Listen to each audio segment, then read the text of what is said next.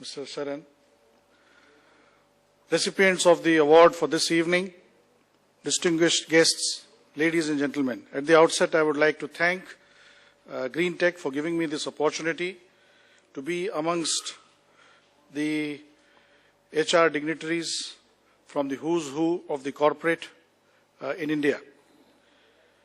And being a director of a business school, anybody would wait to meet the HR heads, though we have just finished our placement season.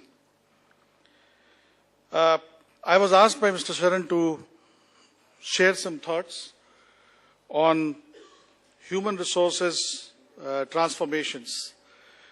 Now, it's some kind of a tension that a teacher gets when you're talking to so many HR experts. But I would talk on few thoughts that are coming to my mind as to how things are changing from the erstwhile days of the manufacturing economy to the new economies that we are now witnessing. So till 16th century, we were all in the agriculture economy. A different kind of HR was needed. Then we moved into the industrial economy, which saw us through the later part of the previous century, when we started moving into the IT-based economy. We started talking about digital economy or services economy. And as we are witnessing few changes, particularly in the last few years, I think the economy now shifting to what we would like to call a social economy. So what would rule the corporate roost would be the human resource, and that we are already talking of the triple bottom line. One bottom line is represented by HR, present so many, and the other bottom line is represented by Greentech, about the Greentech environment. So some thoughts on how these transformations are taking place. So traditional HR, you just heard about what she had to mention about the genie, right? And of course here it says, to err is human, but to fire is my job. Now that was perhaps the HR.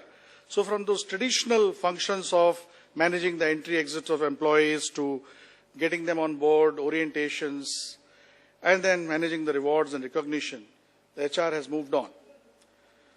Today, HR is no longer a staff function as it used to be about 20 years back.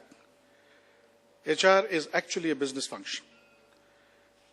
And this is proved by the fact that there are a lot of senior HR executives who are now heading companies. I mean, Santrup Mishra is one example of the Aditya Birla Group. Now he heads Carbon Black. And I have a host of examples from my HR fraternity. I could say HR fraternity because my MBA happens to be in HR. So HR now actually is become a profit driver. From those traditional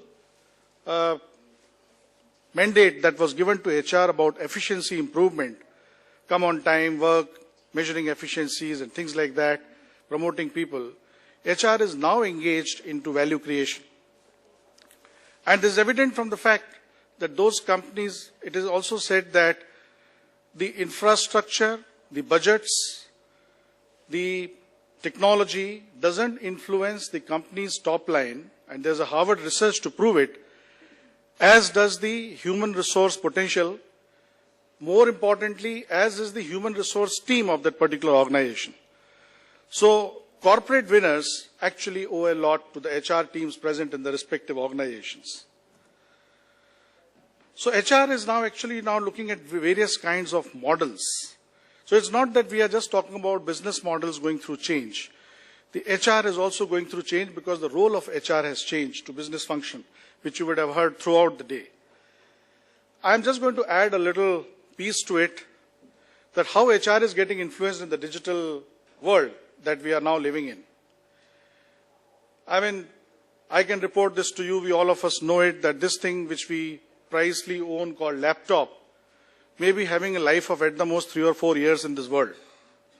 It will also become a dinosaur the way the tape drives have become or the VCRs have become.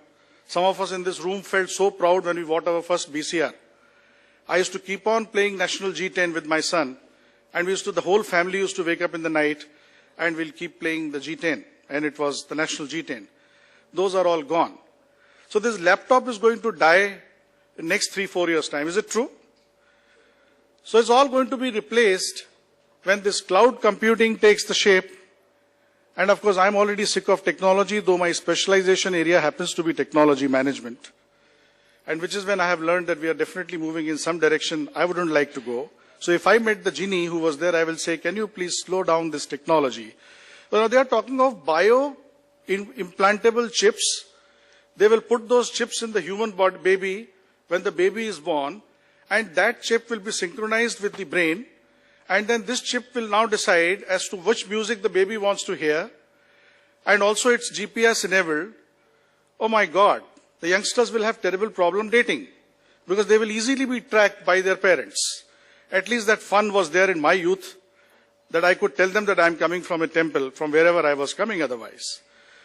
And this is bringing a very different kind of challenge. So there are various mega trends that have now got highlighted in the digital world. And few of these things we are living already. By the time you can get your G2 okay, I think G2 we don't talk these days. A lot of in the news otherwise. But G3 came, the Apple G3, and now the kind of things that you can do. So somebody takes this Apple iPhone and starts playing a guitar with it, makes it a mouth organ, meets the doctor on that, pays his all bank account, the banker's sitting here, and so on and so forth. So things are already happening. So few of the trends which are now catching us are these that I have listed here. One is the gamification.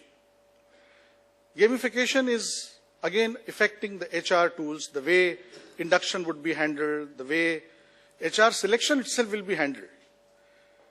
The mobility, cloud computing, because nothing will stay on your computers, everything is going to go to the cloud, so you will not have a server room.